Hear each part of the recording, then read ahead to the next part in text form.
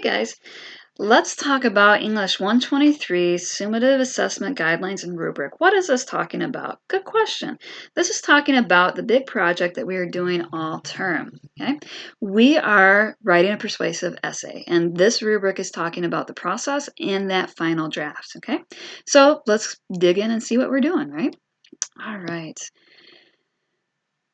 This project has one milestone that's going to be submitted earlier in the course, and it's sort of like a scaffold. That milestone is going to be the rough draft. So after the rough draft, we do some revisions, and bam, we turn in our final draft. Okay, so let's go over and see what we are doing specifically with this assignment. What we're doing is developing a stylistically appropriate writing artifact that incorporates strategies for writing to a given audience, subject, and purpose. We're writing an essay. That's what all those words mean. We're writing an essay. We are going to incorporate feedback from peer review for improving the quality and effectiveness of one's own writing. So we're going to put our ideas out there, have a conversation with our peers, and improve our writing. Awesome. Then we're going to actually, write the essay with an introduction, thesis, some great body paragraphs, and a conclusion that, drops the mic. And then we will utilize appropriate research for developing a well-formed, informed position throughout the term. We're going to do research to support this argumentative, persuasive essay that we are writing. Okay? So the prompts for this assignment is we're going to identify an issue in our current major that we are or a major that we're interested in pursuing, or in our field of current work, and we're going to argue about it. Okay, so this is a problem. This is my side of the argument. Okay, in my example, I would argue that Futurama is the greatest animated show that's ever existed, and that's my issue is people don't believe that. My argument is you should. Okay, and again, that's a facetious example, but I'm just using it for example purposes. So let's take a look at what we're actually doing with this final draft. Okay, we want to have an introduction that provides an overview of the issue and talk about the main points of the argument. Also in the introduction, we want to include an engaging thesis, and we will spend some time talking about how to write a good, engaging, persuasive thesis. In our body paragraphs, we want to have about 3 paragraphs or so, at least two talking about our key points and 1 talking about an opposing viewpoint. We want to make sure that we write multiple paragraphs that are focused, clearly state their intent, they have topic sentences, and logically move from one another, building the thesis as the essay progresses. In our body paragraphs, we want to be sure that we're including evidence. Remember, we are not just arguing here, we are having a supported, persuasive discussion.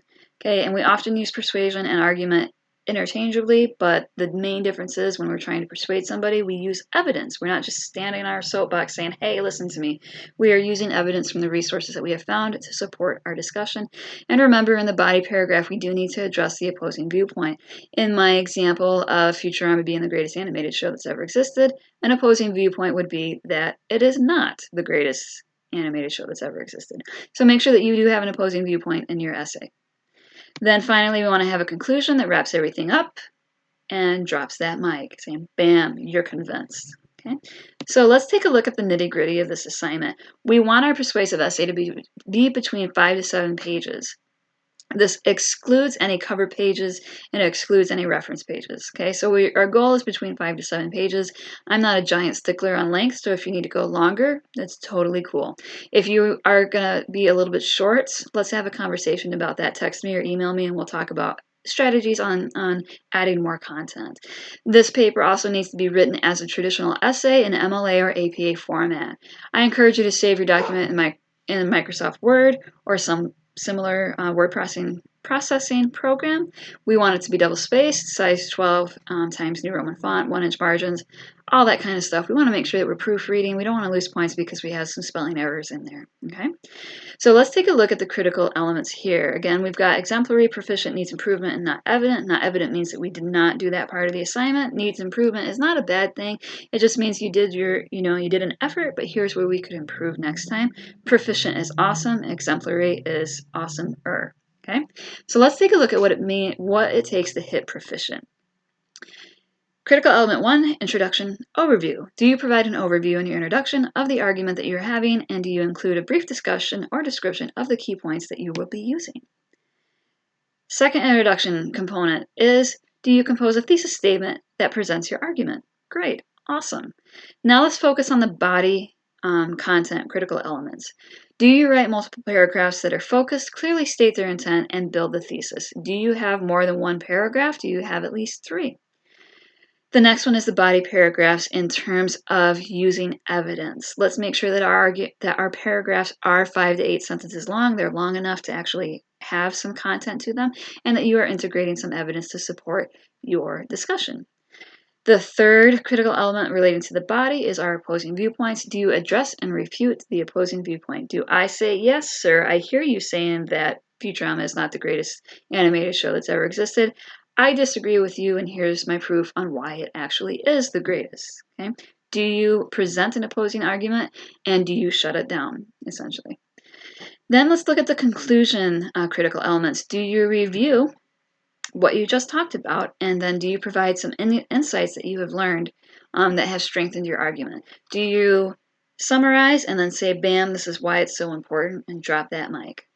Okay.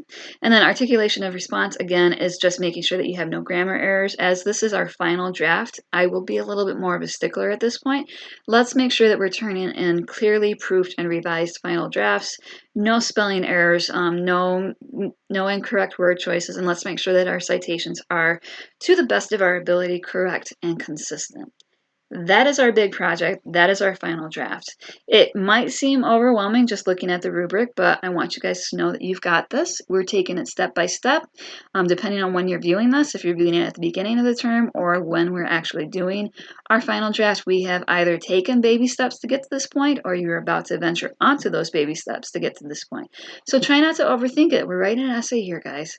We've done the research, we've done the planning. You guys can do this. If you have any questions at all at any time, get a hold of me. You know the drill. Text, Zoom, whatever makes you feel comfortable. And we can also talk about this on the general discussion forum, because if you have a question about this, it's likely that one of your peers does as well. And remember, I am always happy to review any of your papers before final submission, as long as you get them to me by Friday before they're due, so I can have time to look at it and then get it back to you. Don't overthink this, guys. We're just writing a paper. We're just having a conversation. You guys got this. It's going to be awesome. It really is. It's going to be super awesome. I know you don't believe me, but it's going to be great. We'll get you there.